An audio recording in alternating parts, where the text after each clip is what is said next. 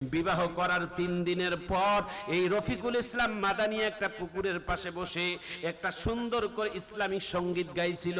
যেই সঙ্গীত গাওয়ার মধ্যে কোনো তবলা ছিল না, হারমোনি ছিল না, ছিল না কোনো গান বাজনার কোনো বাজনা গজনা, ছিল না কোনো ঢোল তবলা, ছিল না কোনো বাজনা, কিন্তু খালি শুধুমাত্র খালি মুখে একটা হয়তো প্রিয়তমা স্ত্রীকে গান শোনানোর জন্য গান গাইছিল।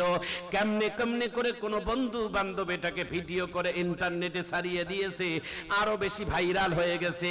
নানান কটূক্তি করতেছে রফিকুল্লাহ মাদানীকে নিয়ে। বাংলাদেশের একজন ছোট বক্তা, বাংলাদেশের একজন ছোট বক্তা, নাম তার রফিকুল্লাহ মাদানী, নাম শুনেছেন? ছোট্ট বক্তা, তাই বলে ছোট বলে তিনি কিন্তু ছোট না, তার এলেমের জাহাজ অনেক বড়। একটু চিৎকার দিয়ে জোরে বলেন আল্লাহু আকবার।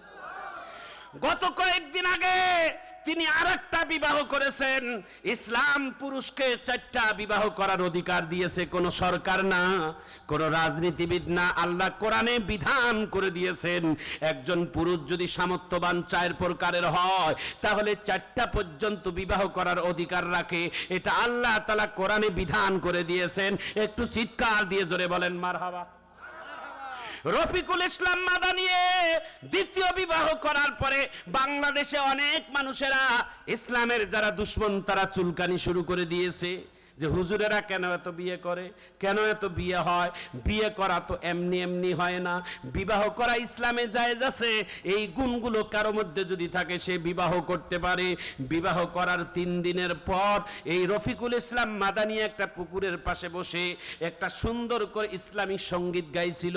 যেই সঙ্গীত গাওয়ার মধ্যে কোনো তবলা ছিল না, হারমোনি ছিল না, ছিল না কোনো গান বাজনার কোনো বাজনা গজনা, ছিল না কোনো ঢোল তবলা, ছিল না কোনো বাজনা, কিন্তু খালি শুধুমাত্র খালি মুখে একটা হয়তো প্রিয়তমা স্ত্রীকে গান শোনানোর জন্য গান গাইছিল।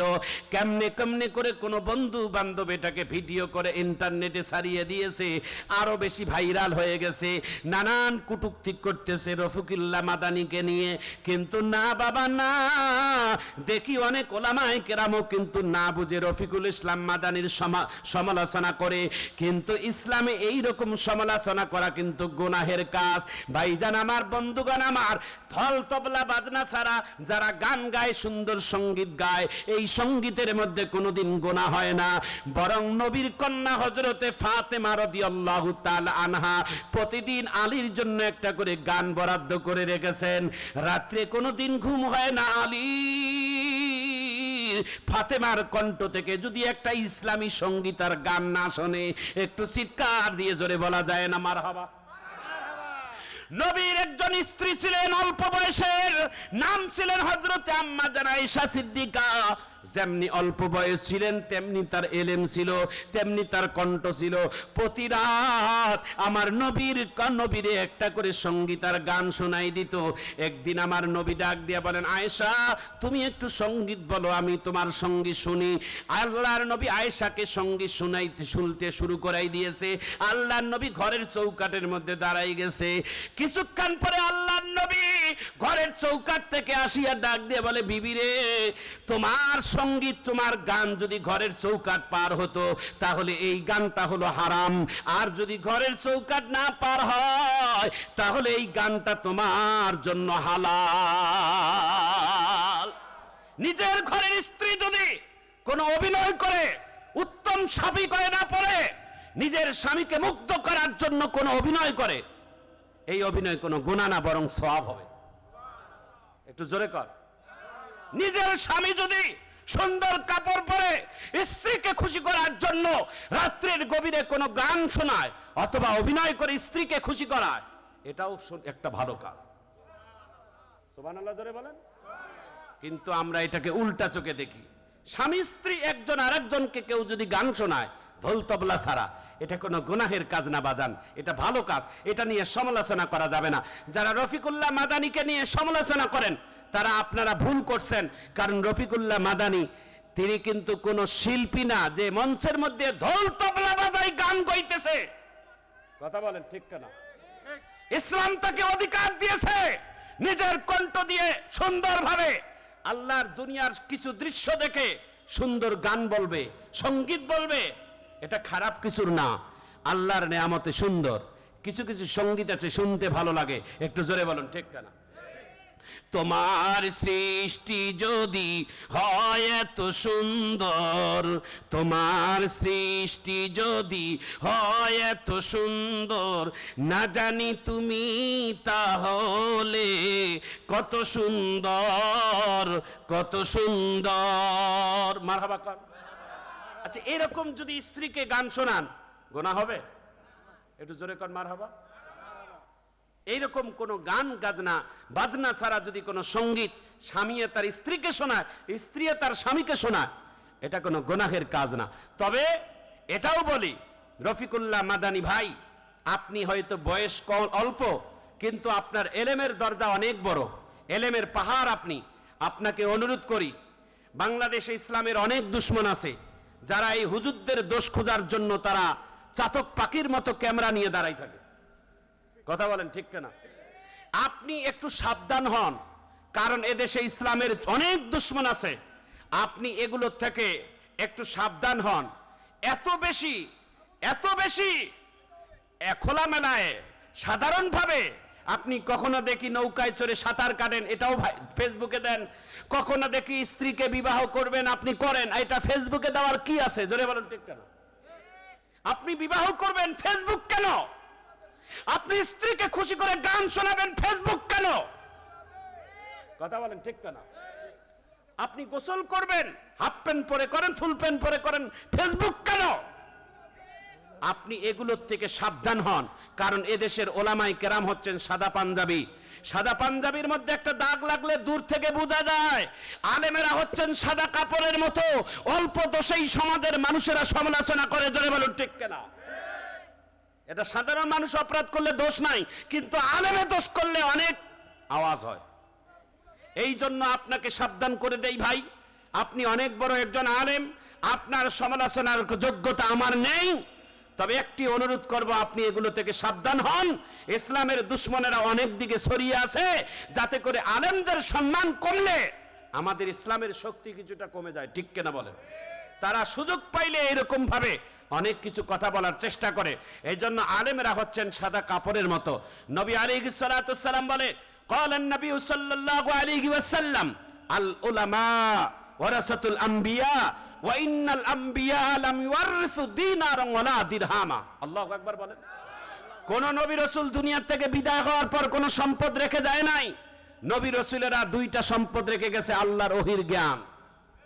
এই ওহীর জ্ঞান যাদের সিনার ভিতরে থাকে, তারাই নবীর ওয়ারিস। নবীর ওয়ারিস সবাই হতে পারে না। একটু জোরে বলুন ঠিক কেনা? আমার ভাইজান, আমার বন্ধুগণ, ওলামায়ে কেরামদেরকে সম্মান করবেন, তাজিম করবেন। আলেমদেরকে দেখলে সম্মান করবেন। একজন কোন আলেমের সাথে যদি হাত বাড়িয়ে দিয়ে মুসাফা করেন, নবী বলেন সে যেন বিশ্ব নবীর সাথে হাত বাড়িয়ে মুসাফা করল। কারণ আলেমেরা হচ্ছেন নবীর ওয়ারিস। কোন আলেম? সব আলেম না। টাইটেল পাস করলে, দাওরা ফারেক করলে খালি আলেম হওয়া যায় না। আলেম কাহাকে বলে, এটা আসল কথা। যে আলেম এলেম অর্জন করিয়া তাহার উপর আমল করিয়া চলে, তাহাকেই আলেম বলে। ঠিক কেনা বলে? যে আলেম হইছে কিন্তু আমল করে না, ওই আলেম নবীর ওয়ারিস হতে পারে না। জোরে বলুন ঠিক কেনা? এই জন্য প্রিয় ভাইয়েরা, এই সমাজের যত আলেম আছে, ইমাম আছে, মুয়াজ্জিন আছে, খাদেম আছে, আজ থেকে আমরা সবাই তাদেরকে তাজিম করব নবীর ওয়ারিস হিসেবে। আমিন কর।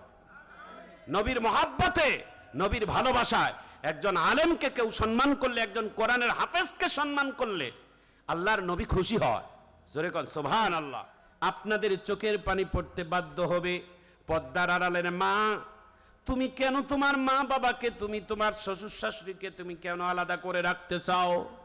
আজকে যদি তুমি ষড়যন্ত্র করো, আগামী দিন এমন একদিন আসবে যে তোমার সন্তানও তোমার প্রতিশোধ নিবে। মা, সেই দিন তুমি কিছুই করতে পারবা না। জোরে বলুন ঠিক কিনা? মা বাবার কাছ থেকে যারা আলাদা করে, তারা কোনোদিন সুখী হয় না।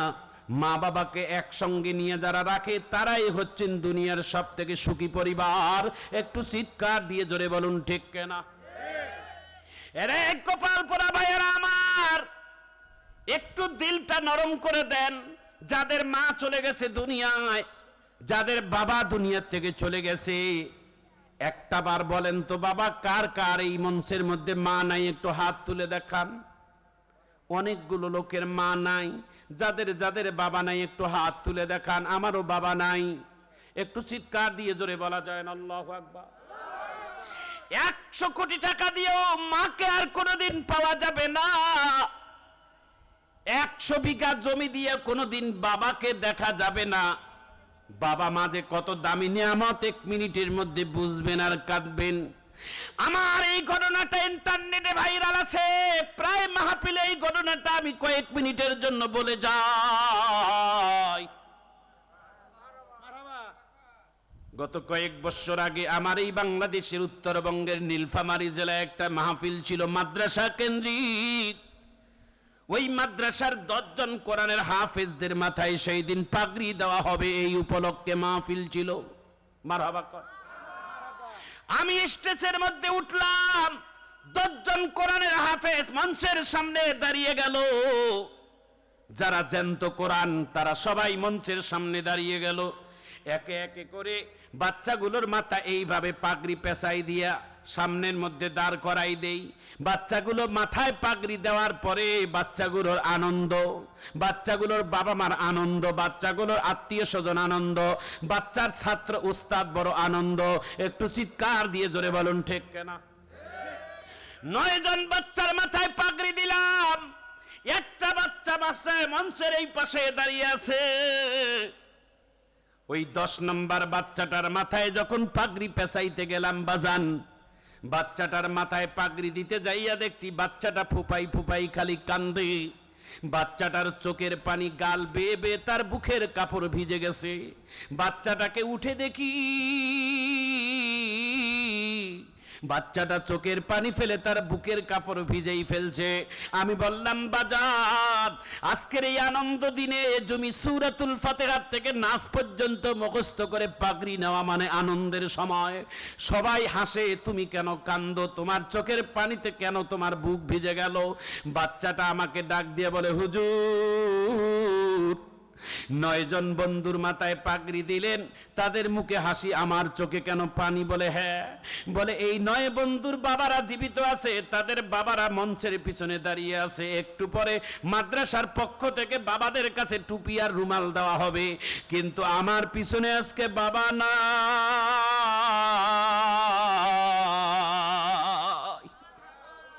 আমার বাবা দুনিয়ায় নাই গো হুজুর। আজকে বাবাই যদি দুনিয়ায় থাকতো তাহলে আমার বাবাই আমার পিছনে দাঁড়াই থাকতো। মাদ্রাসার পক্ষ থেকে আমার বাবার জন্য একটা টুপি আর রুমাল রাখছে। এই রুমালটা আজকে আমার বাবারে আমি নিজের হাতে পরিয়ে দিতাম। আজকে আমার বাবার কথা খেয়াল পড়ছে মনে, বেশি বেশি করে খেয়াল পড়তেছে মনের ভিতরে। এই জন্য বাবার কথা স্মরণ পড়ে আমি কান্দি।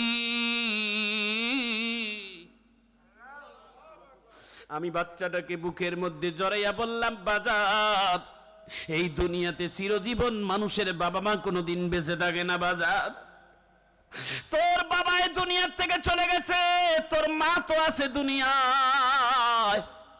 আয় তোর মাথায় পাগড়িটা দেই, তুই তোর মাকে দেয়া তোর মাথার পাগড়িটা দেখাবি, তোর মা খুশি হয়ে যাবে। তোর মা যদি খুশি হয় আল্লাহর আরশও খুশি হয়ে যাবে।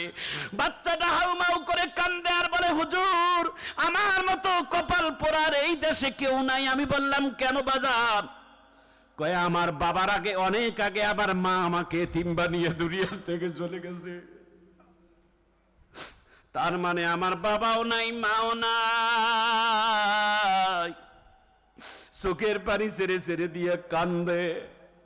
আমিও কান্দি, সভাপতিও কান্দে, শ্রোতাও কান্দে। কান্নার রোল পড়ে গেল একটা এতিম বাচ্চার এই দৃশ্য দেখে। আমার ভাইজান, আমার বন্ধুগণ, পদ্মার আড়ালের মা বাচ্চাটাকে তাড়াতাড়ি কান্না বন্ধ করে দেওয়ার জন্য মাথায় পাগড়ি দিয়ে বললাম, বাজার তোরে মাথায় পাগড়ি দিলাম, এই পাগড়ি পরে আগামীকাল সকালবেলা তোর বাবা মার কবরের পাশে যা দাঁড়াই একটা সালাম দিবি। 3 বার সূরা ইখলাস পড়বি, পারলে সূরা ইয়াসিন পড়বি, সূরাতুল ফাতিহা পড়ে আল্লাহর কাছে দোয়া করবি। এই চোখের পানিটা এখানে না ফেলাইয়া তোর বাবা মার কবরের পাশে যায় কাঁদলে তোর বাবা মার কবরের আযাব আল্লাহ মাফ করে দিতে পারে।